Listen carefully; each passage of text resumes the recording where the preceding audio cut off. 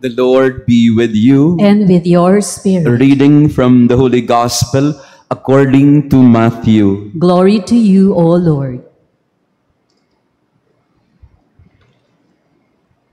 After he had fed the people, Jesus made the disciples get into a boat and precede him to the other side while he dismissed the crowds.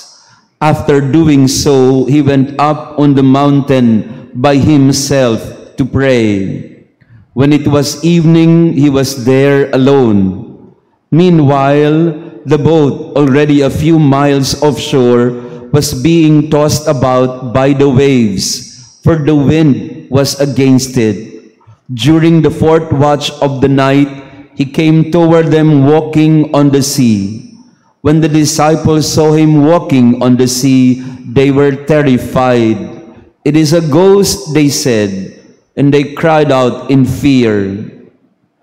At once Jesus spoke to them, "Take courage, it is I. Do not be afraid." Peter said to him in reply, "Lord, if it is you, command me to come to you on the water." He said, "Come." Peter got out of the boat and began to walk on the water toward Jesus. But when he saw how strong the wind was, he became frightened, and beginning to sink, he cried out, "Lord, save me." Immediately Jesus stretched out his hand and caught Peter and said to him, "O you of little faith, why did you doubt?" After they got into the boat, the wind died down. Those who were in the boat did him homage, saying, "Truly, you are the Son of God." The Gospel of the Lord. Praise to you, Lord Jesus Christ. Please be seated. Magandang umaga sa inyong lahat, mga kapatid, brothers and sisters. Pakibati din ng good morning ang ating mga katabi. It's a beautiful Sunday morning to be together and praying together. Ito po yung ginawa ni Jesus pagkatapos niyang pakainin ng 5,000 mahigit. Napagod siguro yung mama, kaya kailangan niyang magpahinga, kailangan niya ng me time. So he decided to go up the mountain to pray by himself, to have a moment with his Father. And he asked his disciples, go ahead, I just need to be by myself. Kailangan kong magpahinga, kailangan kong magdasal. I need some me time. Ganon din naman ang ginawa ni Elijah in the first reading. Ang mamang ito'y pagod na pagod din. Context of the first reading, Elijah just fought with the 450 prophets of Baal and he won over them. But he was, after that, he was pursued by Jezebel in order to kill him. He said, or the queen sent the soldiers to kill Elijah. So Elijah had to escape to Mount Horeb. Mount Horeb is, by the way, also Mount Sinai. Gusto rin niyang magtago, be by himself, kasi napagod din sa kanyang mga ginawa. And Elijah was also very disappointed with his people because he already performed a miracle before them. Tinalo na niya ang mga bulaang propeta, pero hindi pa rin naniwala ang mga tao sa kanya. And Elijah was saying to himself, bahala nga kayo. Bahala kayo dyan. Kaya lumayas siya. Pumunta siya ng Sinai, ng Horeb. Jesus also experienced that, but not to escape. But he needed to be by himself because he was just tired of all the ministering and serving the people. First point that we wish to meditate on today, you also need a me time. A me time that is not just a selfish act, but a care for yourself. Minsan po ay may na-encounter po ko dito sa Payus. Payus po kasi is a hotel. And I encounter so many people there. No? I make it a point to talk to people who are checking in, couples, families, and even those who are checking in just by themselves. And one time, I was able to talk to someone who told me, "I'm here, Father, checking in." because I want to be away from my family. Naiinis na ako sa kanila. Kaya nilayasan ko muna sila. I'm beginning to discover that Pius, our Friendship Hall Hotel here, is a place where people come to be by themselves, away from their family. And sabi niya, kasi gusto ko po dito, Father, kasi you have an accommodation and then I can go to church anytime. So Pius, I'm beginning to discover, is a place like for that.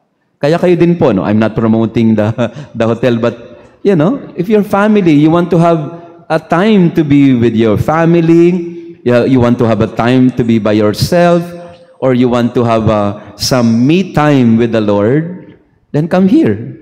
We have accommodations here, murang-mura. Hindi nga lang ganun kagandang accommodation, but we have more than enough. And then you can go to church, pray, and have your own retreat.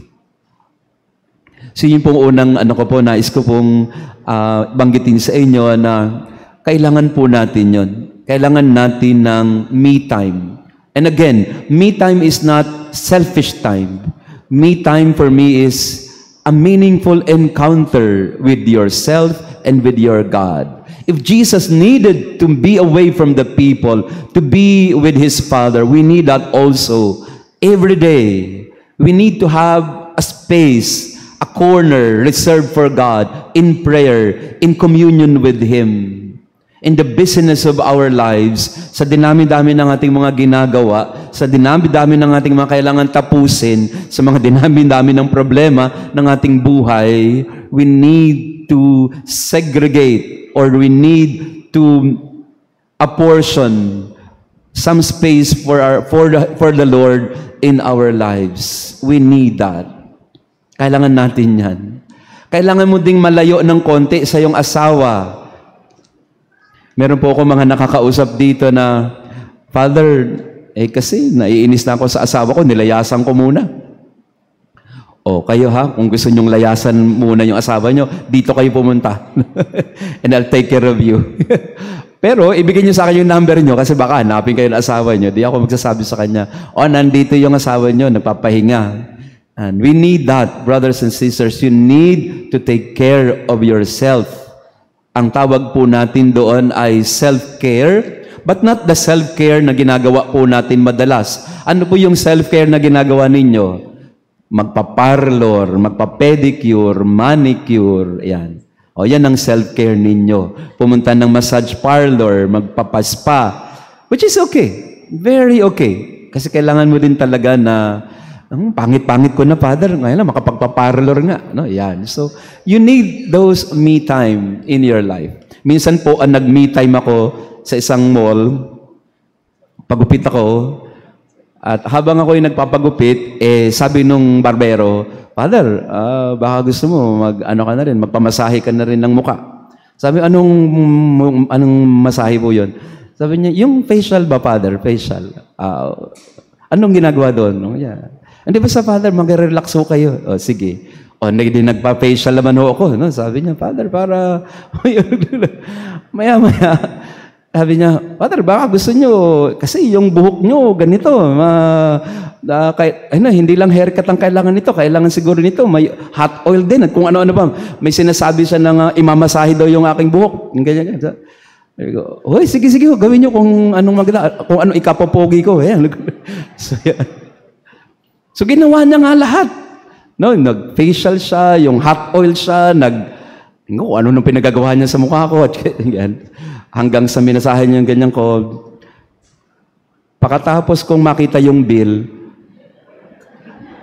naisahan ako ng barberong yun. Ang mahal-mahal pala nung pinagagawa sa mukha ko. Nag-me time pa ako. Mahal-mahal pala nito. Pero it was really very relaxing, no? To be able to have some experience like that. From time to time, you need that. You need also to what? You need also to spoil yourself. Again, not in a selfish way, but we need to have some me time for ourselves. May me time na nga ho sana ako noon. Na-relax na ho ako.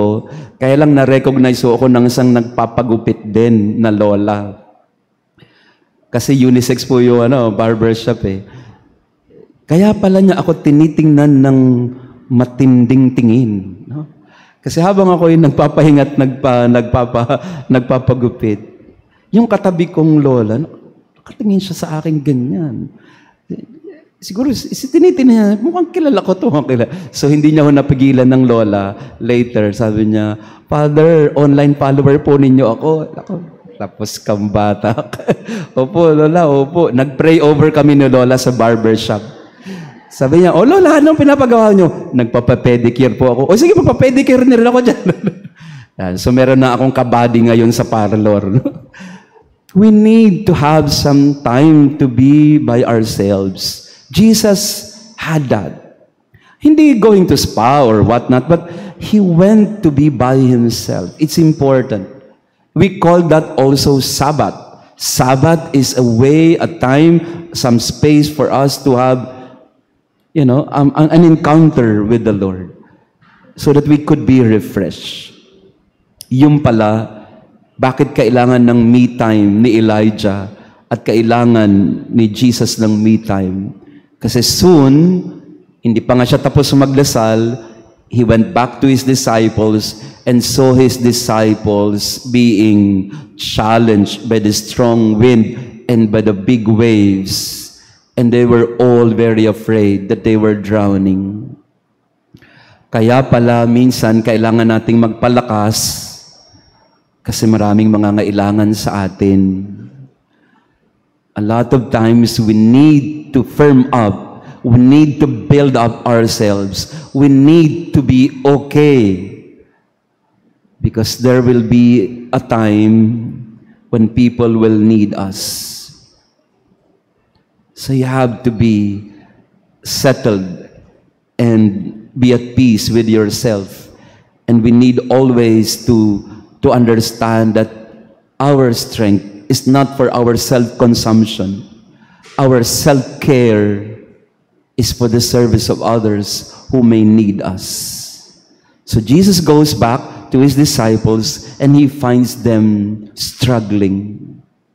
He approaches them and they mistaken him for a ghost, but he assured them, "It is I. Do not be afraid. It is I. Why are you terrified?" Brothers and sisters, we need to be strong so that we can strengthen others, especially when they need us the most. Kasi kung pare-pareho tayong gulay, pare-pareho tayong mahina, pare-pareho tayong kinalalagyan, lahat tayo lulubog. Why was Jesus not on the boat yet? Bakit hindi pa siya sumasakay sa bangka? Why was he walking on the water? Because he was telling his disciples, you can walk on water. You don't have to be afraid of this water.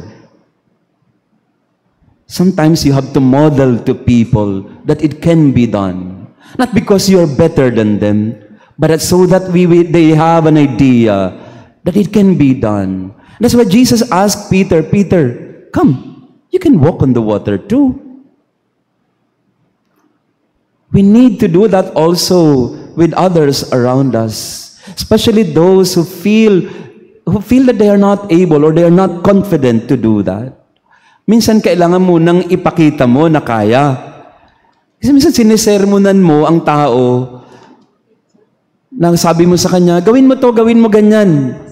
Pero maniniwala lang siya sa iyo pag ikaw mismo ang unang gumawa niyan at nakita niya sa iyo na, oo nga pala, pwede palang ganyan, kaya din palang ganyan. You cannot tell people to get up if you yourself are not getting up. You cannot tell people that there is hope if you're not showing them that there is indeed hope in your life. You have to walk on the water first so that they can have the confidence to also go and walk on the water. Because a lot of times we will lose confidence. Eventually we will lose confidence like Peter. We will go drown because we get distracted. We have lost our sight of the Lord. And so we sink and we drown. We have to model to people that as long as your gaze is on Jesus, as long as your faith is alive, as long as your trust in the Lord is indomitable, then you can give them hope. Si mami nga malakas tayo pa kaya? Si daddy nga hindi gumigive up, tayo pa kaya? Yung kapatid nga natin hindi gumigive up, tayo pa kaya? That's what Jesus did to the disciples. They were terrified, they were filled with fear, and Jesus had to model to them, hey, you guys, tubig lang to. Kaya niyo lumakad dito. Subukan niyo kaya.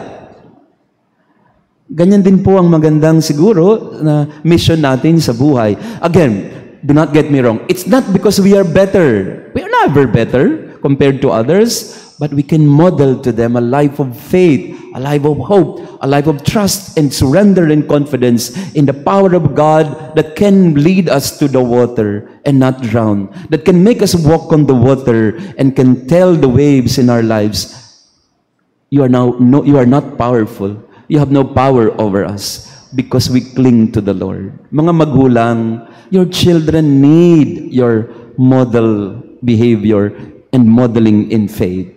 They will draw inspiration from you. At yun po yung nakikita ko sa mga kabataan. Kahapon po, I had a little encounter with young people. And sabi ko sa loob-loob ko, nako, ang ganda ng mga nangyayari sa mga kabataan. They themselves are becoming models to their family of prayer. May isa akong nakausap ang sabi niya, Father, mga magulang ko hindi nagsisimba, pero ako nagsisimba na. Kaya ako ngayon ang umihila sa pamilya ko. Kakaiba na ngayon ang panahon. Imbis na yung mga magulang ang modelo ng pananampalataya, yung mga anak na nila nagsasabi, Mami, Daddy, Nay, Tay, simba na tayo. We need someone in our family to model to us that we can walk on the water, that we can survive and triumph and be victorious. Hindi tayo pwedeng lumubog lahat. Kasi pag lumubog tayo lahat, paano na tayo? Kailangan may magsabi, kahit isang miyembro man lang ng pamilya, sabihin, hindi tayo lulubog. Lalakad tayo sa tubig. Amen? Can you be that person in your family? Or are you the person in your family who tells everyone, lumulubog na ang bangka natin, no? Malulunod na tayo. Lahat ba tayo takot? At yun ang magandang tingnan sa sarili natin ngayon. Takot ba ako? Matatakotin ba ako? Kasi yung takot po kasi nakakahawa yan When everyone is afraid, everyone is afraid. When someone is afraid, parang ano po yan, di ba? Yung hikab, alam niyo po yung naghihikab. Di ba? Psychological po yan Pag sa pamilya niyo halimbawa, sa conversation niyo nag-uusap kayo. May isang humikab, dito lang sa atin. Pag may isang humikab dito, lahat yan hihikab na maya-maya. At lahat yan inaantok na, tulog na lahat. Nagsasermon pa si Father. Kasi may isang nagsimula na inaantok na ako Pansinin po ninyo. Pag may isang nagsimulang tumingin ng relo, lahat yan maya-maya, titingin na ng relo lahat yan. Because we oftentimes influence each other. So, instead of influence each other in losing hope, let us encourage each other to walk on the water. Kaya yan. Kaya yan. Huwag lang mawawala ang tingin natin kay Jesus. You can tell your children, you can tell your wife, you can tell your spouse. Kaya natin yan. Because of the faith in the Lord that we have. At kung ikaw naman na nagpapalakas ang napapagod, yun, kailangan mo ng me time. Magpaparlor ka na kung napapagod ka na. We need to be strong to strengthen others. And when we ourselves are weak, we go back to the source of our strength. In the Lord, in Jesus, we will remain strong. Pwede pong maupo saglit para sa kaunting announcement. First of all, thank you for coming and being with us in the Eucharist. Maraming salamat po sa inyong pagdalo. Alam naman po ninyo na we are now having our Novena Masses. Just in case you don't know, beginning August 10 to 18, we have our 7 a.m. Novena Masses in preparation for the fiesta of San Ezequiel Moreno. Just to be clear, hindi po patron saint ng parish si San Ezekiel Moreno, but Saint Ezekiel Moreno wanted him to be our patron also. He found his way to our parish by giving us his first-class relic. No, and it's a beautiful story. Later in the Novena Masses, we will tell you the story of how we were able to acquire the first-class relic of San Ezekiel Moreno, the patron saint of cancer patients. But every 7 a.m., beginning August 10 to 18, Novena Masses, and August 19 will be our fiesta celebration in honor of Saint Ezekiel Moreno. Sa August 15, Tuesday, we will have Father Jerry Orbos as our preacher and presider, and he will share something with us about his experience with the intercession of San Ezekiel Moreno in his battle with cancer also. Kaya we would like to invite you. Well, every day we have a 7 a.m. Mass for Saint Ezekiel, and after that, we have some sort of a healing session through the intercession of the relic of San Ezekiel. Kaya inaanyahan po kayo. And August 19 will be our fiesta. Magpapamigay din po kami doon ng third-class relic ni San Ezekiel and ni Santa Maria Goretti. Pinamigay po natin ito ng fiesta natin, July 6. Naubusan lang po tayo, but now we are able to have more. So we will give it to you as our token. Again, reminder, this is not a gimat, this is not an amulet or anting-anting. This is a devotional object for prayer. This helps us in our prayer life and deepening our faith. So hindi po yan nagimat, no? Yan po ay isang relic para tulungan tayo na magdasal at lumago sa ating pananampalataya. And having said that, we would like to tell you that we have already initiated our scholarship program in the parish. Tawag po natin dito ay Scholar ni Maria. Scholar ni Maria Goretti, Scholar ni Mama Mary. So Scholar ni Maria, we already have more than 100, around 120, 130 students, going to 150 students, young people who are being supported by our parish in their needs sa kanilang pag-aaral. Kaya po sa inyo po mga nag-pledge ng support sa mga scholar natin, maraming salamat. Yesterday, I had a beautiful experience of the young people here in the church and in Pius. Napakarami pong kabataan kahapon dito. Yung mga inaalagaan ng mga sisters natin ng Don Bosco, and some young people also gathered in order to have a prayer worship session with me kahapon. Kaya tulungan po natin ng mga bata. Sila po ang kailangan talaga ng tulong para mas magkaroon ng kaayusan ng kanilang buhay. Again, if you want to pledge for the scholarship of the children and the young people, you may just give your donation directly. We all have our contact details and accounts in our FB page and YouTube, and also in our parish office. And also kahapon, meron pong isang nag-birthday. Ang sabi niya, Father, we would like to help in the distribution of isang kanin, isang ulam. So yung birthday celebrant po, kasama siyang nag-distribute ng ating mga feeding para sa mga street dwellers natin. Pagbalik po nila, pawis na pawis sila, but they were so happy to be able to share something to our street dwellers. Tuloy pa rin po yung ating isang kanin, isang ulam program. And finally, also we have started our new project. Tapos na po tayo sa Tent of Pardon. Ngayon na po ang what we are trying to develop is the back of the church. Sa kaliwa po, nagsimula na. And of course, the Adoration Chapel. Kung pumapasok po kayo sa Adoration Chapel natin, meron pong parang garden area dyan na hindi nagagamit o hindi functioning. So we would like to develop our Adoration Chapel. Para pag sarado po itong main church, you can go to the Adoration Chapel for your personal time and me time with the Lord. The Lord be with you. And with your spirit. And may our loving God bless you and your family, the Father, the Son, and the Holy Spirit. Amen.